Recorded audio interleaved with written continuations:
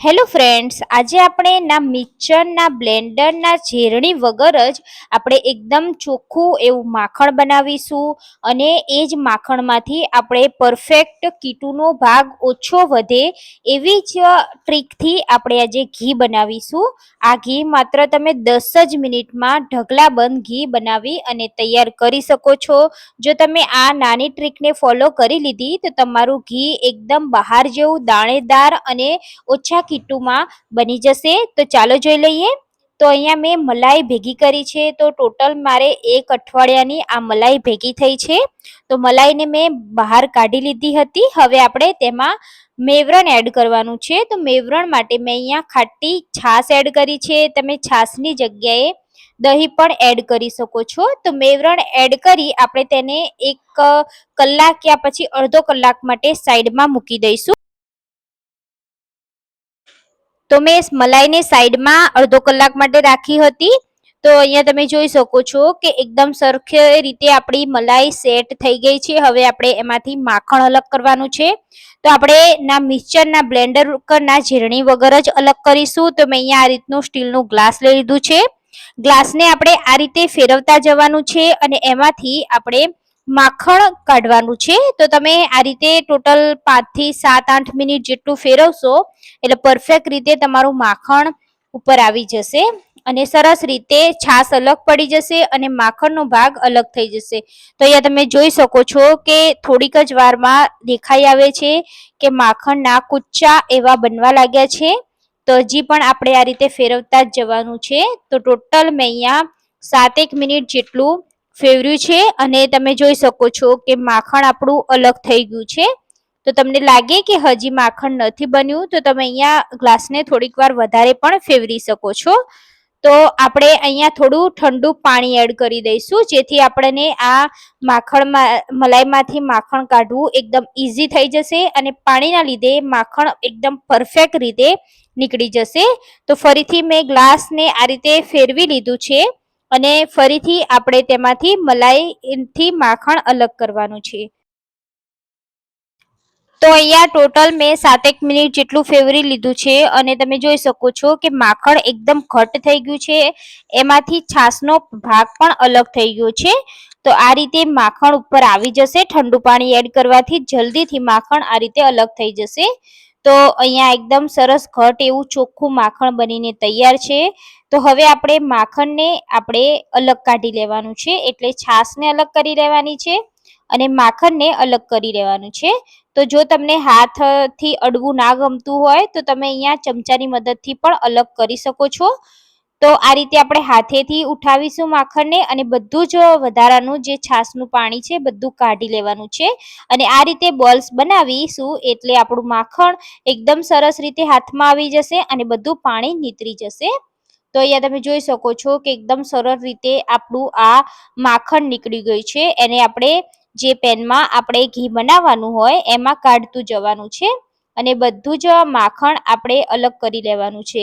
તો તમે આ માખણને તમે એકવાર આ રીતે બનાવી ફ્રીઝરમાં રાખી દેશો તો તમે આને 15 દિવસ સુધી ખાઈ શકો. રોટલી રોટલા કે ભાખરી સાથે તમે લગાવી અને આ માખણ બાળકોને પણ આપી શકો છો. એકદમ શુદ્ધ માખણ તમે ઘરે આ રીતે બનાવી શકો છો. તો હવે આપણે માખણને આ રીતે અલગ કરી લીધું છે. તો એકદમ ઈઝી રીતે માખણ આપણું બની ગયું અને એની આ છાશ છે એ છાશની તમે કઢી કે પછી ઢોકળાનું કરતા હોય એમાં આ છાશનો ઉપયોગ કરી શકો છો. આ વધારે ખાટી નથી હોતી છાશ.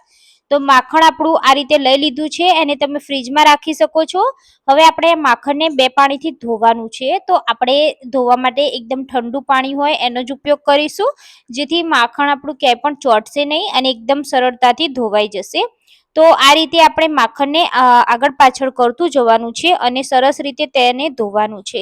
તો માખણ ધોવું ખૂબ જ જરૂરી છે કેમ કે આપણે મલાઈ અઠવાડિયા સુધી રાખેલી હોય એટલે તેમાંથી સ્મેલ આવતી હોય છે અને જ્યારે ઘી ખાવામાં તમે ઉપયોગમાં લો ત્યારે પણ ઘીમાંથી સ્મેલ આવતી હોય છે. તો તમે માખણ સરસ રીતે ધોશો તો તમારા ઘીમાં ક્યારે પણ સ્મેલ નહીં આવે અને એકદમ સરસ મજાનું બજાર જેવું દાણેદાર ઘી તૈયાર થશે. એટલે આ રીતે ઘી બનાવતી વખતે ખાસ તો માખણને ધોવાનું તો મેં અહીંયા આ રીતે 2 પાણીથી ફેવરી અને માખણ ધોઈ લીધું છે. બધું જ પાણી આપણે કાઢી લેવાનું છે. તો જે પેનમાં આપણે બનાવવાનું હોય એ જ પેનમાં આપણે માખણને કાઢી લઈશું. તો હવે આપણે આ માખણને ગેસ પર ચડાવીશું. તો આપણે સૌથી પહેલા ગેસની ફ્લેમ ચાલુ કરી અને સ્લો કરી દેવાની છે. તો જ્યારે પણ ઘી બનાવતા હોય ત્યારે સ્લો ગેસ પર બનાવવાનું, જેથી આપણું આ ઘી બળી ના જાય. જો ઘી બળી જશે તો તેમાંથી એક બળેલાની સ્મેલ આવશે, જે ખાવામાં આપણને સારી નહીં લાગે. હવે આપણે જેમ જેમ ઘી આપણે માખણ પીગળતું જશે તેમ તેમ તેમાંથી ચીકાશ પડતું પાણી બનતું જશે અને એમાંથી જ આપણું ઘી રેડી થશે. તો આ રીતે આપણે તેને ચલાવતા રહેવાનું છે અને આપણે ઘી બનાવતું જવાનું છે. તો પેન જો જાડા તળિયાવાળી હશે તો નીચે ચોંટશે નહીં, અને પતલા તળિયાવાળી હશે તો નીચે ચોંટી જવાની બીક રહે છે. એટલે આપણે તેને આ રીતે ચલાવતા જઈશું અને ઘી રેડી કરીશું.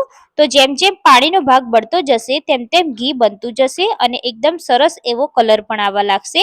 તો ઘણા લોકો આમાં હળદર પણ એડ કરતા હોય છે, પણ આપણે કંઈ પણ વસ્તુ એડ નથી કરવાનું. એકદમ દેશી ઘી બનાવવાનું છે આપણે. તો અહીંયા આપણે જે ગ્લાસ પર જે માખણ ચોટ્યું છે તેને આપણે ગરમ આ રીતે હોય જે માખણ એમાં એડ કરી દઈશું. એટલે બધું જ માખણ પીગળી જશે અને ગ્લાસ પણ આપણો ચોખ્ખો થઈ જશે. એટલે અહીંયા આપણો ગ્લાસ પણ ચોખ્ખો થઈ ગયો છે. હવે આપણે આ ઘીને આ રીતે સતત ચલાવતા જઈશું. એટલે તમે જોઈ શકો છો થોડીક જ વારમાં આ રીતે ટેક્સચર થઈ જશે. તો પણ આપણે હલાવતું રહેવાનું છે. જો તમારે હલાવવું ના હોય તો તમે જાડા તળિયાવાળું વાસણ પણ લઈ શકો છો. તો લગભગ અહીંયા 5 મિનિટ જેવું થઈ ગયું છે સ્લો ગેસ પર, અને અહીંયા આપણું ઘી અહીંયા તમે જોઈ શકો છો કે આપણા માખણમાંથી જે કીટુનો ભાગ આવે છે બિલકુલ નથી રહ્યો, એકદમ ઓછો જ રહ્યો છે અને સરસ મજાનું અહીંયા આપણું ઘી બની ગયું છે. આપણે આમાં કોઈ પણ જાતનો કોઈ પણ વસ્તુ એડ નથી કરી તો પણ આમાં કીટુનો ભાગ એટલો ઓછો બન્યો છે. તો જો માખણમાં પાણીનો ભાગ વધશે તો તમારા કીટું વધારે બનશે. એટલે માખણને એકદમ ચોખ્ખું અને પાણી વગરનું આપણે એડ કરવાનું, જેથી તેમાં કીટુનો ભાગ બિલકુલ નહીં બચે. તો હજી પણ આ ઘીમાં થોડું એવું બાળવાનું છે. તો અહીંયા આપણે થોડીક વાર આ રીતે ચલાવતા જઈશું અને આમાં હજી પણ થોડી ચીકાશ આવે એ રીતે આપણે બળવા દેવાનું છે. તો તમે જોઈ શકો છો કે નીચે ચોંટે નહીં એ રીતે જ આપણે હલાવ્યું છે અને સરસ રીતે આપણું ઘી બની ગયું છે. તો અહીંયા આપણું ઘી બનીને તૈયાર છે. તો ઘી એકદમ સરસ મજાનું બની ગયું છે, એમાં વધારે કીટુનો ભાગ પણ નથી.